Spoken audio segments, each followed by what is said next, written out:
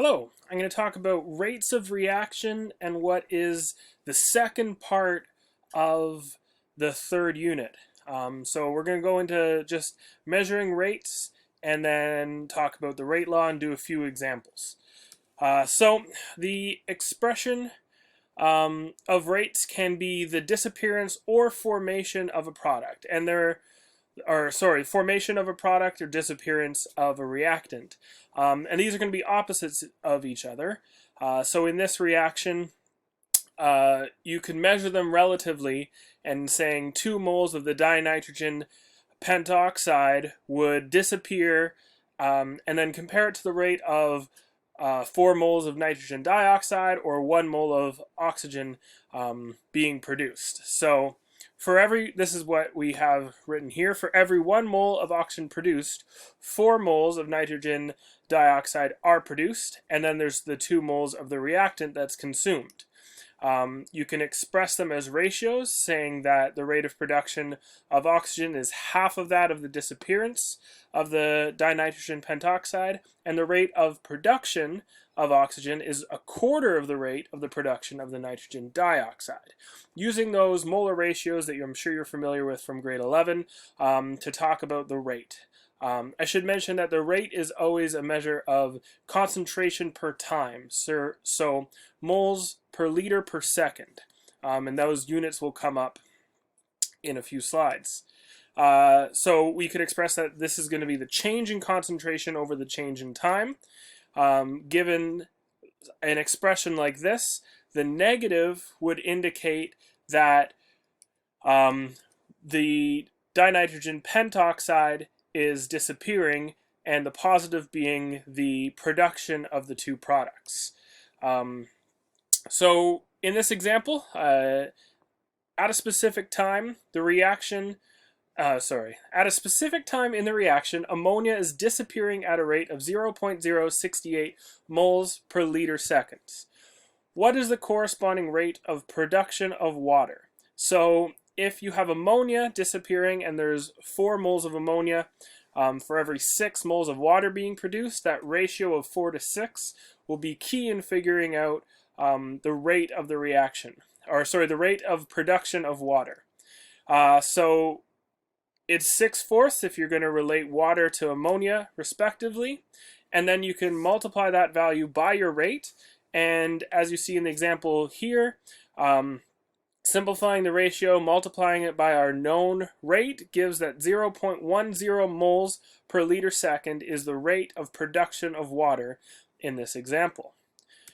So the reactant concentration and rate can have different effects. We know that the reaction rate will affect the concentration, but there is a quantitative relationship. And this is given in this rate law expression, where the K value is a constant. It'll vary on temperature, so we're probably going to do most of our calculations at STP or SATP, and you'll either be solving for that K value or it'll be given. Your M and N are exponents, and you can determine them through experimental values. They do not necessarily correspond to the coefficients in a reaction. We're going to talk about reaction mechanisms in the future, and there's a rate determining step. So this is the slowest step of a series of reactions, and the rate law equation, the coefficients will always correspond to the slowest step. So the coefficients in the rate determining step will be that M and N value. But your rate determining step may not directly reflect the coefficients in your overall reaction. So while sometimes this may occur, don't just expressly go, okay, in front of reactant A is a 2, so my M is 2. That doesn't always happen. The rate constant K, if it's smaller, you're going to have a slower reaction. If it's larger, you're going to have a faster reaction. That makes sense if you look back to the rate law, since you're multiplying that K value by your concentrations, it's going to directly affect that rate. And then your exponents, which, as I said, that can be determined experimentally and do not correspond to your coefficients in your chemical equation, they will always be integer values. You will maybe do some experimental calculations where you get 0.9798, you just round that up to 1. Similar to when you were doing like percent compositions, empirical formula, molecular formula calculations in grade 11. If you had 1.5, you'd multiply all your coefficients to get 3 so that you have an integer value. Let's look at another example and talk about the overall order of a reaction. So in example 1, this is the first example we looked at today. The rate law expression is given here, and it says the rate is K times N2O5 to the power of 1. This means that it's a first order reaction. The graph of time versus change in concentration would be linear. First order, linear, just like in math. So in our second example here, we have 2-bromo-2-methyl-propane and water reacting together, and you can see in the rate law expression that water is a 0th order reactant, meaning it does not affect the rate. So the overall rate of this reaction is still first order. In our second example, with nitrogen monoxide combining with ozone, both of those reactants are first order, so each individual reactant is first order, meaning the overall reaction would be second order. And it would look like a parabola if you were to graph the values, just like in math. In our fourth example here, we have the decomposition of ammonia with a tungsten catalyst into its 2 diatomic gases. You can see from the rate law expression that ammonia, the only reactant, is 0th order, meaning the whole reaction is 0 order, and the rate of decomposition is independent of the concentration of ammonia. So there's another example here. The rate would just equal that rate constant, and no matter what concentration of ammonia you introduced, that catalyst would cause the reaction to happen at the value of your rate constant. We're going to look at some experimental values and discuss how you can determine both the rate law and the K value from tests like this. So here we have 3 trials, and in each trial you are measuring the rate that the reaction occurs. So if you were to actually do this, you'd have some value of measuring the concentration of the products over a period of time. And here you're changing your initial concentration of your reactant and looking at the rate at which they are produced or used up. What you need to do to determine the rate law for part A is compare the 2 values and see what happens when you change that concentration of your reactant. So if we look at experiment 1 and 2, we've doubled the concentration of dinitrogen pentoxide, and our rate has doubled as well. If you have that occur where it changes at the same ratio as your change in concentration, then that's first order. That's linear. You double something, the rate doubles. That's a linear relationship. And since that's the only reactant, then we know that the dinitrogen pentoxide is first order, and that our rate law equation is just K N2O5.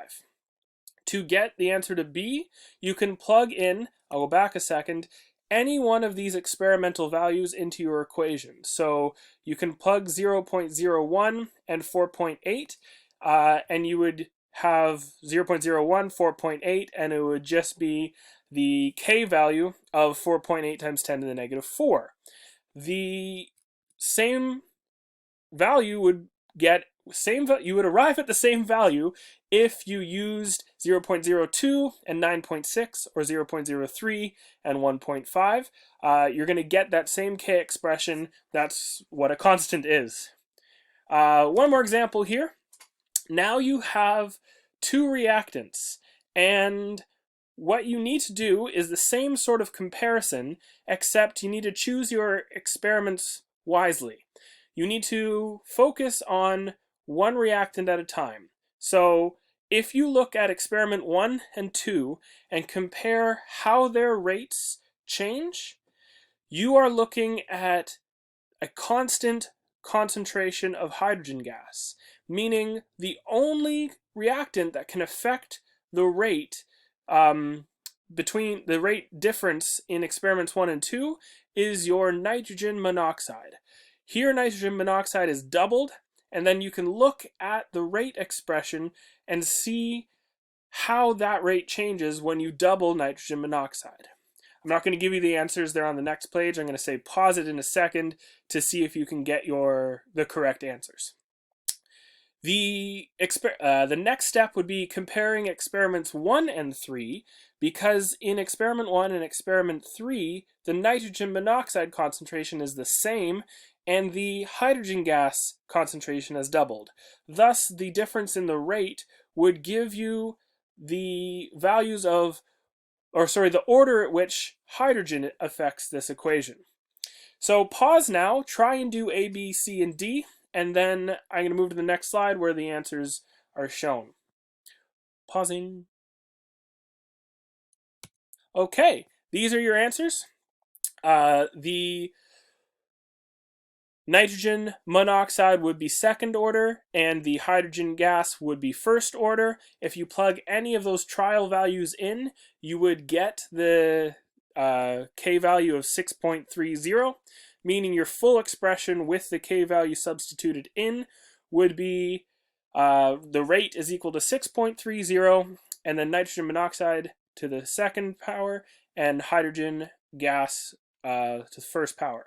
Meaning, in this case, the whole expression is a third order reaction. You have to add up 2 plus 1 is 3, and that would be, it would be similar to a cubic function if you were to do the relationship in a graph of concentration versus time.